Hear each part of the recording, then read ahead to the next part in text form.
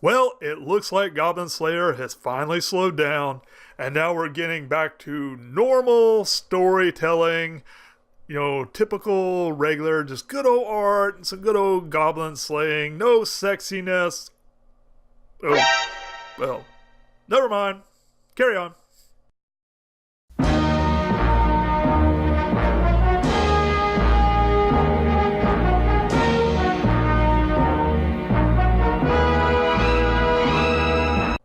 Hey, welcome back. I said I was going to, in the future, start doing recap episodes and for animes that are going on during the week. Basically, just minor commentary, kind of a walkthrough of the episodes with a little bit of commentary. I'm going to see how this goes, and mainly I just like talking about anime. I mean, that's bottom line. That's why I really enjoy Goblin Slayer and a lot of these animes I'm going to be talking about. And I just really like talking about it. I just like getting it off my chest. Just getting, talking about it sometimes is the best medicine. So I just love talking about anime, And Goblin Slayer is one of my favorites. And I love these characters. I just love how they get along. They get along, but they don't get along. They bicker, but yet you can tell they're really close. They really appreciate each other. They respect each other. I just like that dynamic that they have going. I love how the high elf archer and the lizard priest, the dwarf shaman, how they bicker, but yet they get along, and they're an excellent fighting unit. And oh, by the way, this episode. It's always kind of like, slowly begin turning into a harem anime. It's not as bad as some. This anime has a lot of fan service as much as it does, a lot of like over the top violence sometimes. Not really over the top, but, it has a lot more than your regular anime. And then this one has definitely got a lot of violence and fan service. And that's why I love this show. But there's definitely that, I imagine some of these scenes were really paused. I just love the look on the priestess face when the sword maiden walks in. This is the look on my face I would have if I was looking at the sword maiden. I would have that exact look, that just dumbfounded, like, hello. Wow, look at that. An angel has descended upon me. And literally an angel. They don't show anything, but I really wish they would. I know that's pervy, but I mean, let's be honest. It's fan service, and they really delivered on this episode. And by the way, the Sword Maiden is a Sword Maiden for a reason. She's kind of a cool, badass character. She's sexy. She's mysterious. She's got everything going for her. I mean, I really enjoy that character. I really don't know much about her, but everything I've seen about her so far, well, getting aside from her looks, everything I've seen on the anime that she's done, everything she's said and done, her whole persona is just really interesting. I really enjoy that character for more reasons than one. But and damn it, for these there's always steam. Why is there steam? They're not going to show anything. Everything's all covered up. They're not going to show anything in this anime, but I kind of almost wish they would sometimes. I know it's just I enjoy the fan service sometimes. It's innocent. They don't really show anything. It's really pretty well done. And I actually like this scene because she almost acts like an older sister to her, because she realizes that she is totally in love with Goblin Slayer, and it's finally come to that realization that, yeah, she actually, at first she just thought she liked him and, respected the fact she saved him, that she saved her. But now you see she's clearly madly in love with him. More so probably than most of the characters. The only other one I can think of would be Cowgirl. And yes, she's totally come to the realization after talking to the the Sword Maiden, that she is totally in love with Goblin Slayer. And the Sword Maiden's more or less letting her know, hey, this guy's on he's got a death wish in a way. He's not gonna come back someday. He's in it for the long haul. He's gonna keep fighting these things forever, and eventually they're gonna get him. And I guess she's kind of politely letting her know that, like, you might want to move on, but she's still sticking to his side. If anything, I think she actually loves him more in a way. And I like the interaction between Goblin Slayer and the High Elf Archer. It's hilarious, some of the scenes, and you actually get to see that she's also interested. She has slowly come to the realization that she is also in love. I don't know if she's fully admitted that, but you can tell she's really trying to hone in on how the Goblin Slayer works, how his mind works, what he does, what he likes. Because like she interacts with him about the letters, has casual conversations, and she really seems to be trying to figure him out. I mean, she really her whole thing in this anime is trying to figure out what makes the Goblin Slayer tick. And I just love that, story they're doing. Basically, we also see that they're going to go hunt the goblins in this sewer system. And Goblin Slayer has an excellent idea with the canary. And still, back in the 1800s, and a lot of miners and stuff use like canaries, because canaries will freak out if like gas escapes or anything like that. So it would let the miners know, get out of town, get out of here, because the gas fixed to come out and suffocate everybody. Well, as you see, it's kind of a setup for the anime later. Of course, the High Elf Archer is always kind of like, what's this? Why are you doing this? And as usual, Goblin Slayer is like one step ahead of everyone. He's a planner. He's like Batman. He's got a plan A through Z. Plans ready to go. Or else he would never make it fighting these goblins if he didn't.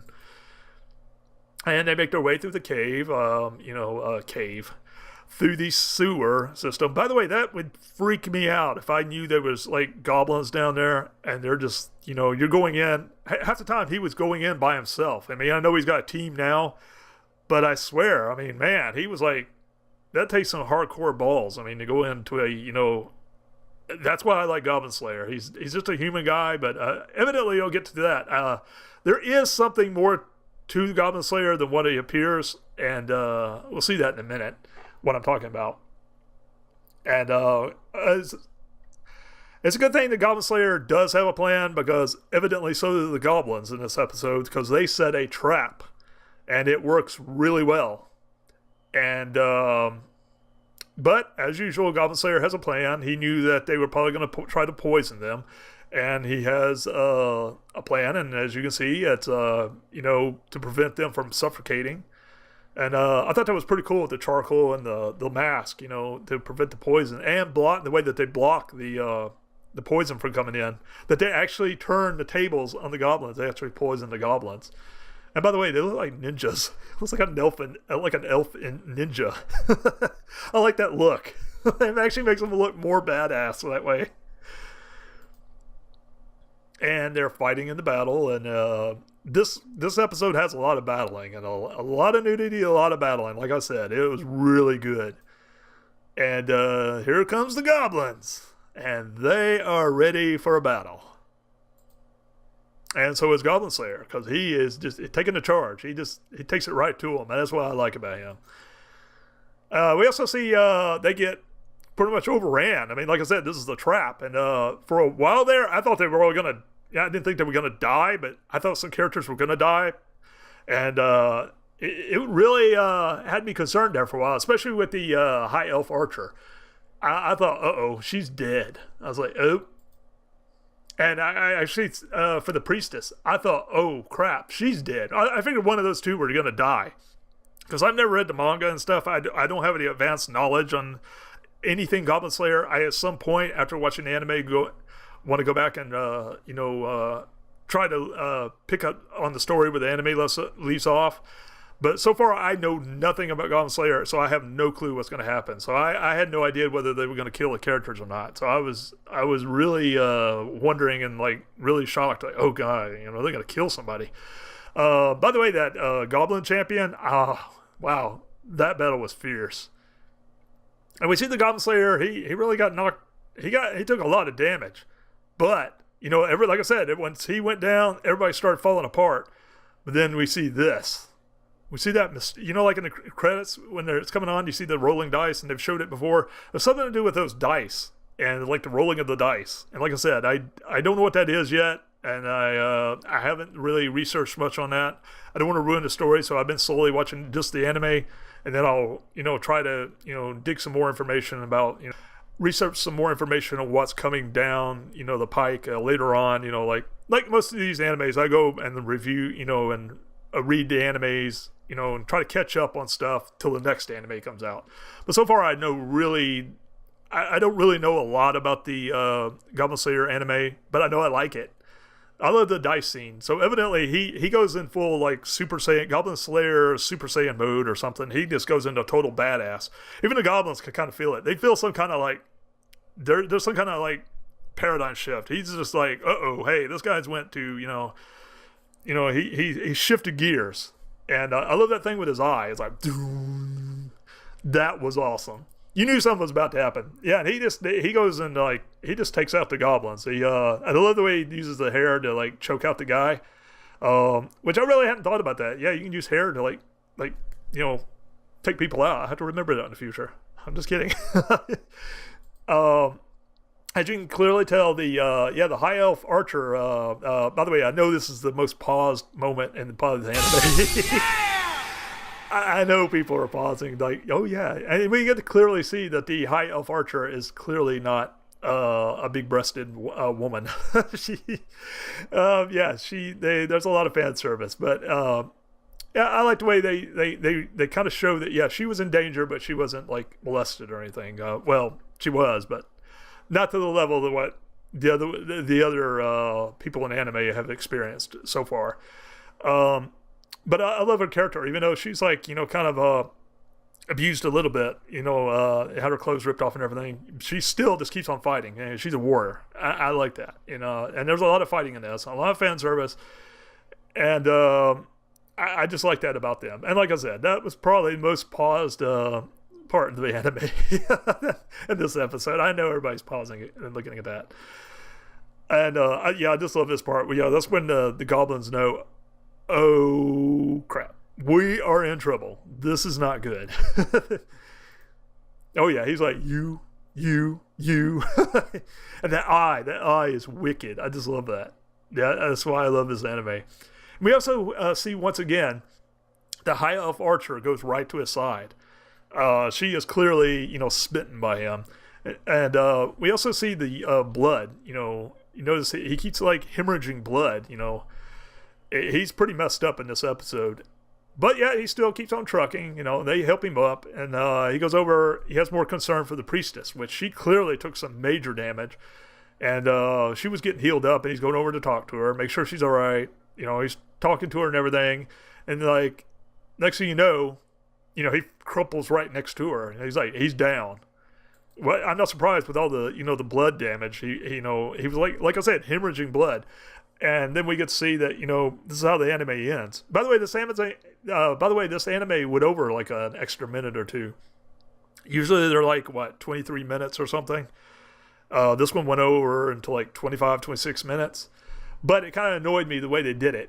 Because, I know the Goblin Slayer is probably not going to die. I don't know. I mean, he may like be resurrected or something. I don't really know. It was kind of I wasn't expecting this episode. This whole episode was good because I just literally had no idea what was going to happen. I was really excited about it. But then you get to see the parakeet. They spend a whole like minute and a half or 2 minutes, and they play a song, and then they just like you are viewing them like kind of treating or like crying over the Goblin Slayer. It was kind of weird. So that's where the extra minutes went. I really wish they would have just showed.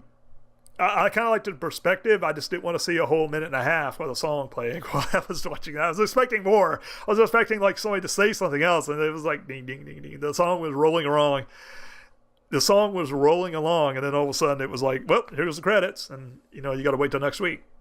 So I am really stoked about wanting to see what episode 7 of Goblin Slayer does. I really cannot wait for that episode, and I probably will watch this episode again. I really enjoyed it. It was really fun. It was really just balls to the wall, like battle action, fan service. It had everything. It just was good. Anyway, that's all for this recap episode of the Goblin Slayer and my little commentary on it. Again, go check this episode out. You can find it on Crunchyroll, and watch it for free. It's awesome. I highly recommend you to watch this show. Goblin Slayer. It is really good. Like I said, I can't wait for episode 8. Anyway, that's all for this show. I'll catch you next time. Take care. Keep watching anime.